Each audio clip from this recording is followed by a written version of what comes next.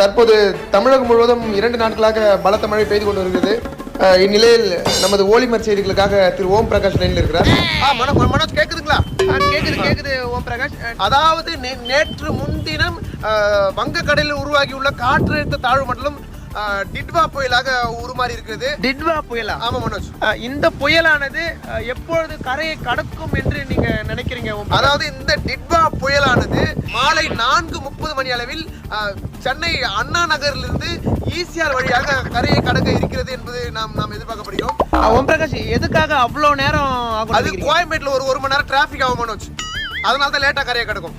அதாவது நீங்க இருக்கிற இடத்துல சரியாக எந்த அளவிற்கு மழை வருதுன்னு தெரிஞ்சுக்கலாமா ஓம் பிரகாஷ்? அதாவது 5 நிமிஷம் வெளியே கொடை இல்லாம வந்துட்டு அடுத்த நாளே அரசு மருத்துவமனையில் அட்மிட் ஆகலாம் மனோஜ். அந்த லெவலுக்கு மழை வருது.